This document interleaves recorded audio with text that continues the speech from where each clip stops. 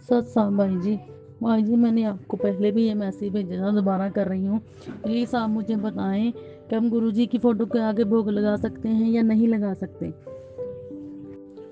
बंदी छोड़ सतगुरु रामपाल जी महाराज जी की जय हो। सतसाई बहन जी, बहन देखिए, हमने अनंत युगों के बाद में आज अपने इष्ट रूप में सतगुरु रामपाल जी महाराज जी को चुना है। तो बहन, वो हमारे लिए हमारे परमात्मा हैं, हमारे गुरु हैं, हमारे बाप हैं, हमारे पिता हैं। आत्मा का आधार है, इस आत्मा का पति है, परमेश्वर है, सब कुछ वे ही हैं। और बहन, हम आज जो भी कुछ खा रहे हैं उन्हीं का दिया हुआ खा रहे हैं, उन्हीं का दिया हुआ हम पहन रहे हैं, और उन्हीं की विशेष रजा से हमारी सांसें चल रही हैं।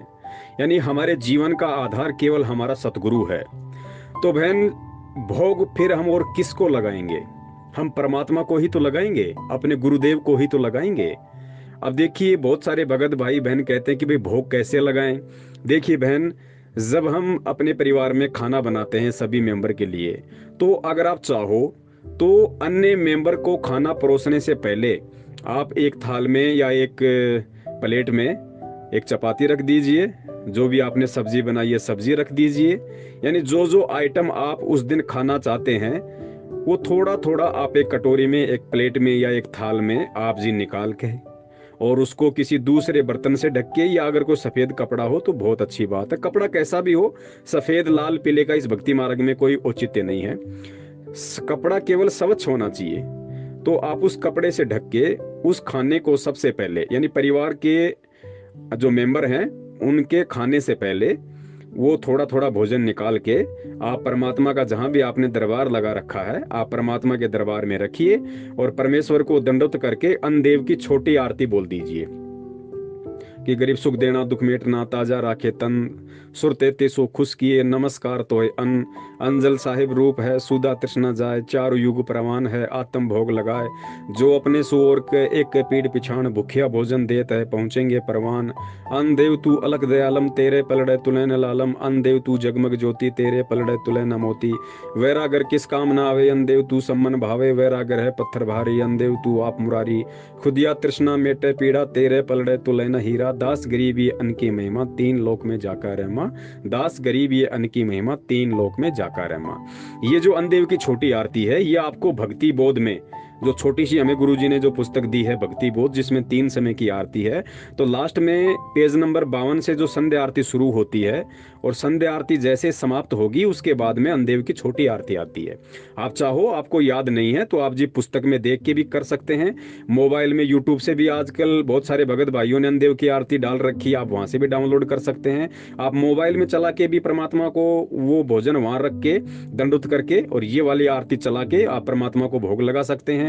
अपने अपने आप में बोल के भी आप परमात्मा को भोग लगा सकते हैं, मुंह से बोल के कर सकते हैं, मन ही मन में कर सकते हैं, जैसी आपकी इच्छा हो बहन। ये सहज भक्ति मार्ग है, इसमें कोई दिखावा, कोई पाखंड, कोई विशेष क्रियाक्रम नहीं है। तो इस तरीके से आप परमात्मा को भोग लगा सकती हैं। दूसरी विधि ये है, यदि आप थाली में निकाल के उसके ऊपर सफेद या कोई भी लाल या कोई भी स्वच्छ कपड़ा लगा के इस तरीके से आप यदि भोग नहीं लगा सकते हैं, तो खाना बनाने के बाद में जो जो व्यक्ति उपदेशी हैं, जो सतगुरु रामपाल जी महाराज जी के शिष्य और शिष्या हैं, वो जिस थाली में अपनी चपाती सब्जी सलाद कुछ भी डालती हैं खाना खाने के लिए, तो अगर वो चाहें तो खाना शुरू करने से पहले अपनी थाली में से जो खाना रखा हुआ है उसमें से एक गिलास उसमें चपाती का तोड़िए, उसमें से थोड़ी सी सब्जी लीजिए, या जो भी दही या छाछ आप खा रहे हैं थोड़ा थोड़ा, इन सारी चीजें थोड़ी थोड़ी, ठीक है। आप चाहें तो उसी थाली में एक साइड में रख दीजिए, आप चाहें तो अलग से छोटी सी कटोरी ले लीजिए उसमें रख दीजिए, आप वो परमात्मा को भोग लगाइए और साथ में फिर वही अनदेव की छोटी आरती बोलनी है। और जब आप खाना खा लें, खाना समाप्त कर लें अपना थाली में से, तो सबसे लास्ट में फिर वो परमात्मा का जो भोग आपने निकाला हुआ था वो भोग आप जी खा लीजिए। और खाने के बाद जब भी आपको समय मिले, आप अनदेव की जो बड़ी आरती है, दास अभी अगर बोल के सुनाएगा तो बहुत लंबी हो जाएगी क्योंकि 3 मिनट की है। आप चाहें तो खाना खाने के तुरंत बाद में आप जी जो भोग आप जो खाएंगी परमात्मा का बचा हुआ, आप चाहें तो भोग के साथ में अनदेव की बड़ी आरती बोल सकती हैं। अगर उस समय आप नहीं बोल सकती हैं तो आप अपना काम धंधा कीजिए, अपना बर्तन मांजिए, जो मर्जी कीजिए, उसके बाद में बैठ के पुस्तक में देख के अगर आपको याद है तो मन मन में कर लीजिए, बोल के कर लीजिए। उसके बाद आप वो 3 मिनट की जो अन्नदेव की जो खाना खाने के बाद वाली आरती आप जी उसको कीजिए, क्योंकि गुरुदेव ने कहा कि खाना खाने के बाद में अन्नदेव की आरती अवश्य करनी चाहिए। ये सतगुरु देव जी का आदेश है बहन, हमने इसकी अवहेलना नहीं करनी। भूल पड़ जाती है वो एक बात अलग है। तो इस तरीके से बहन हमने परमात्मा को भोग लगाना है। और पहले वाली विधि, खाना किसी भी मेंबर को परोसने से पहले जो आप एक कटोरी में परमात्मा के दरबार में रखेंगी, तो खाना खाने के बाद में फिर वो जो भोग जो जो परमपिता परमेश्वर जी को जो आपने लगाया था, जो भी भगत भाई बहन आपके परिवार में हैं वो सभी को आप दीजिए थोड़ा थोड़ा, चाहे कोई उपदेशी हो चाहे कोई अनुपदेशी हो, वो सारे परिवार के मेंबर हैं, सभी परमात्मा की आत्माएं हैं, क्योंकि ना चाहते हुए भी वो गुरु जी की आरती सुनते हैं, गुरु जी का सत्संग सुनते हैं। तो सभी को थोड़ा थोड़ा यदि वो लेना चाहें तो, क्योंकि उपदेशी तो लेगा, वो तो मना नहीं कर सकता, अनुपदेशी भी यदि वो भोग वाला प्रसाद लेना चाहे तो आप जी उसको भी खाना खाने के उपरांत थोड़ा थोड़ा सभी को वितरित कर दें। क्योंकि गीता जी में लिखा हुआ है, गुरुदेव ने पढ़ाया कि पूर्ण परमात्मा को भोग लगाने के बाद जो बचा हुआ खाना जो हम खाते हैं वो अमृत तुल्य है, उसके खाने से हमारे युगन युगन के पाप कर्मों का नाश होता है बहन। तो इस तरीके से हम परम पूज्य सतगुरु रामपाल जी महाराज जी को भोग लगाएंगे। और बहन भोग हम ही लगाएंगे, और कौन लगाएगा? परमात्मा ने भोग लगाने की विधि हमें बताई, परमात्मा ने भक्ति हमें दी, परमात्मा ने अपने भक्ति और अपने संविधान से हमें परिचित करवाया। तो बहन परमात्मा के बच्चे ही तो भोग लगाएंगे, और कौन भोग लगाएगा? दोनों टाइम भोग लगाओ, जब भी खाना खाओ तभी भोग लगाओ बहन, जब भी खाना बनाओ तभी भोग लगाओ परमात्मा को। दूसरा, यदि आपकी और विशेष आत्मा यदि आपकी चाहती है तो जैसे दास है, दास के घर में हर संडे को, क्योंकि हम सभी लोग उपदेशी हैं, तो दास के घर में क्या होता है परमात्मा के दया से कि हर संडे को परमात्मा के लिए हलवा बनता है थोड़ा सा। यानी हम जैसे परिवार में टोटल 7 या 8 मेंबर हैं, तो हम लोग थोड़ा बहुत हलवा का वो लगा लेते हैं, थोड़ा बहुत देसी घी का हलवा हम लोग बना लेते हैं। और संडे को क्या होता है कि सबसे पहले वो हलवाराम का भोग जो परमात्मा को हम लगा देते हैं, उसके बाद में सारे जो है उस भोग का हम लोग आनंद लेते हैं, उस भोग को हम लोग खाते हैं। तो संडे को हम लोग परमात्मा को हलवाराम का भोग लगाते हैं, ठीक है बहन। उसके अलावा दास का दही बड़े का काम है, तो दास की जहां भी अपनी मार्केट में दुकान है, दास सबसे पहले वहां अपना सामान वगैरह रखता है, फिर दास एक दही बड़ा जो है निकाल के सबसे पहले परमात्मा की फोटो के आगे रखता है, परमात्मा को भोग लगाता है। और फिर मोबाइल में दास एक जो भोग की आरती है 42 मिनट की, जो आपको यूट्यूब पे मिल जाएगी, आप यूट्यूब पे सर्च कीजिए भोग की आरती संत रामपाल जी महाराज, इस तरह लिखेंगे तो बहुत सारी आरती आ जाएंगी, कोई 40 मिनट की, कोई 39 मिनट की, कोई 42 मिनट की। तो वो भोग की आरती है, आप चाहें तो उस आरती को भी अपने मोबाइल में लगा लीजिए। हम तो संडे को यही करते हैं, परमात्मा की 42 मिनट की भोग की आरती लगाते हैं, और वो हलवाराम का जो प्रसाद है वो परमात्मा को लगाते हैं, बाद में फिर हम खाते हैं परमात्मा के उस प्रसाद को। और बाकी दिन तो फिर जो एक नॉर्मल जो रूटीन है वो सबके लिए है।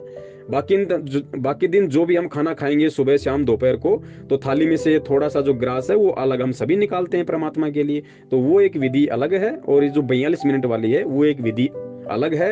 लाभ दोनों का समान रूप से है, लाभ दोनों का समान रूप से है। ऐसा नहीं है कि अगर 42 मिनट की करेंगे तो परमात्मा ज्यादा लाभ देगा। ठीक है, 42 मिनट की आरती जो परमात्मा की भोग की आरती है वो उसमें परमात्मा के शब्द भी हैं, उसमें परमात्मा की वाणी भी है, तो वाणी और शब्द का लाभ तो बहन देखो एक्स्ट्रा मिलेगा, उसमें तो कोई दो राय नहीं है, वो तो एक्स्ट्रा बेनिफिट भगत को मिलेगा। बाकी ऐसा नहीं है कि भाई हम अगर छोटी वाली नहीं करेंगे तो लाभ नहीं होगा। छोटी वाले का अपनी जगह लाभ है, बड़ी वाले का अपनी जगह लाभ है, लेकिन ये आपके देश काल परिस्थिति और समय के अनुसार है कि आप इतना समय निकाल पाती हैं नहीं निकाल पाती हैं, आपके परिवार में क्या माहौल है क्या माहौल नहीं है, लोग सुनना पसंद करते हैं नहीं करते हैं। अगर नहीं पसंद करते हैं लोग सुनना, तो आप अपना जो छोटी अन्नदेव की आरती है परमात्मा को अपने थाली में जब आप खाएं बाहर भोजन, तो थोड़ा थोड़ा निकाल के अपनी छोटी आरती बोल दें, मन ही मन में बोल दें, बोल के कर लें। सभी लोग एग्री हैं, आपका कोई विरोध नहीं करते, तो आप चाहें तो परमात्मा की 42 मिनट वाली आरती भी लगा सकते हैं, रोजाना भी लगा सकते हैं, संडे को लगा सकते हैं, 15 दिन में लगा लीजिए, महीने में लगा लीजिए, आपकी मर्जी है बहन। ये परमात्मा की भक्ति का एक अंग है, और ये भक्ति करवाने के लिए ही परमात्मा यहाँ आता है। और हम जितना इस भक्ति क्रियाओं के नजदीक रहेंगे परमात्मा उतना ही प्रसन्न होता है। तो चाहे आप रोजाना चाहे 42 मिनट की आरती करो, परमात्मा दुखी नहीं होते, परमात्मा तो उल्टा खुश होता है कि मेरे बच्चे इस ज्ञान को समझ के देखो किस कदर मेरे से चिपके हुए हैं। और यही परमात्मा चाहता है बहन। तो हमने किसी ऐरे गहरे की बातों में नहीं आना है कि हमने वो नहीं करना, गुरुजी का आदेश नहीं, ये नहीं वो नहीं। अरे गुरुजी की वाणियां सुन रहे हैं भाई, हम कोई पाठ प्रकाश का भोग थोड़ी लगा रहे हैं, हम परमात्मा को अन्न देव का भोग लगा रहे हैं। वो हमारा अधिकार है, हमारा राइट है, वो लिखा हुआ भाई। जो 3 समय की आरती की पुस्तक है उसमें सब कुछ लिखा हुआ है, आरती है, यूट्यूब पे पड़ी हुई है, बनाई हुई है, परमात्मा के शब्द हैं, परमात्मा की वाणी है। हमको हमको हमको संत बन के, साधु बन के, कोई जो है अपने आप में महाराज बन के भोग नहीं लगा रहे। हम सेवक बन के, परमात्मा के भगत बन के, परमात्मा के दास बन के परमात्मा को भोग लगा रहे हैं। और वो वाणी सुनने से हमारी आत्मा आनंदित होती है। तो हम रोज लगाएंगे भाई, जैसा हमें समय मिलेगा। सत साहिब बंदी छोड़, सतगुरु रामपाल जी महाराज की जय हो।